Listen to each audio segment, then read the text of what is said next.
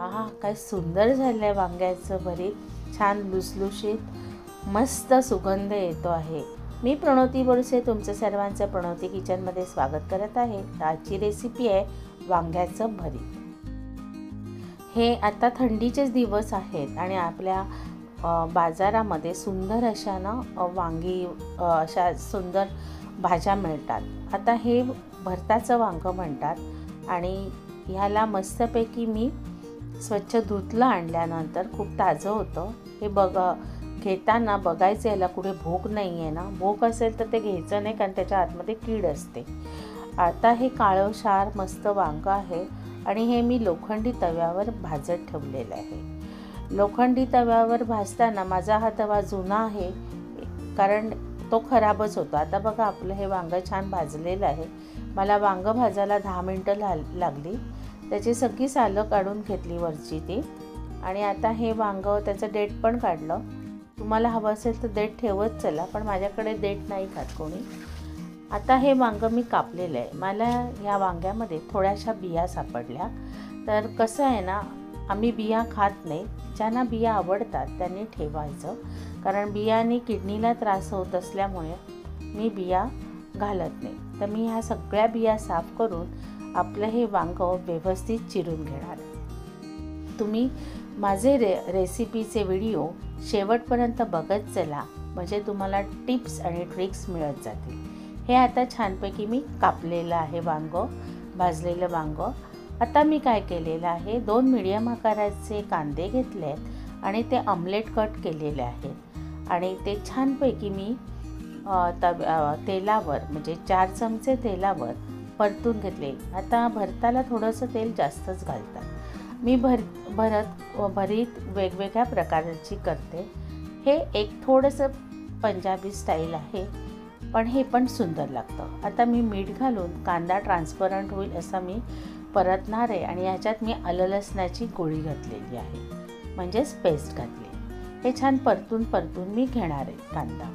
कांदा असा ट्रान्सपरंट झाला की मग आपण त्याच्यात बाकीचं जिन्नस घालणार आहे. तुम्ही माझ्या चॅनलला लाईक, शेअर, सबस्क्राईब करा. सबस्क्राईब केल्यावर तुम्हाला नोटिफिकेशन येईल नवीन व्हिडिओचे. त्याचबरोबर तुम्ही मला इन्स्टा आणि फेसबुकवर पण फॉलो करा, कारण तुम्हाला इथे कसं आहे की छान रेसिपी मिळतील. आता मी याच्यामध्ये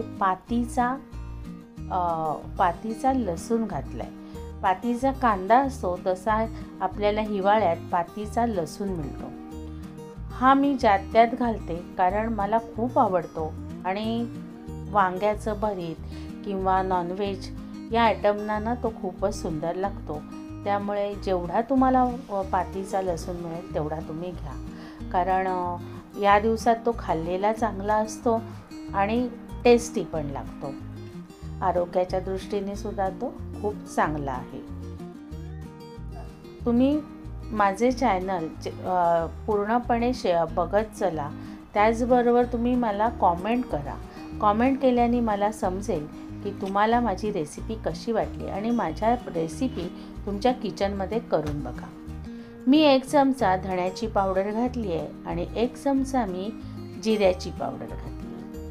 आता याच्यामध्ये आपण घालणार आहोत गरम मसाला, जो माझा घरगुती आहे. हे सगळे मसाले प्रणवतीच मसाले आहेत. आणि मी आता रेड चिली पावडर घालणार आहे. इथे अर्धा चमचा मी हळद घातलेली आहे आणि 1 चमचा मी काश्मीरी मिरची घातलेली आहे.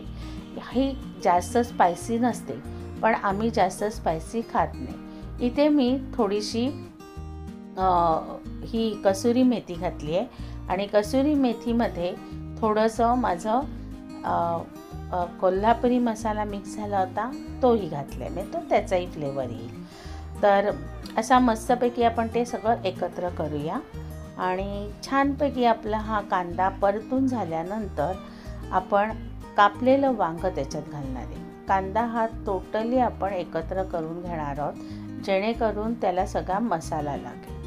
आता हे वांगं मी कापलेलं होतं, त्याच्यातल्या बिया मी काढल्या. बिया ज्यांना त्रास असतो, किडनीचा स्टोन होण्याचे चान्सेस असतात, त्यांनी कुठच्याही फळाच्या वगैरे अशा बिया खाऊ नये. तर मी इथे बिया काढलेल्या आहेत आणि आता छानपैकी ना भरीत मी परतून घेणार आहे आणि एकत्र करणार आहे. त्यामुळे काय होणार, या भरताला ना खूप सुंदर ना अशी टेस्ट येईल.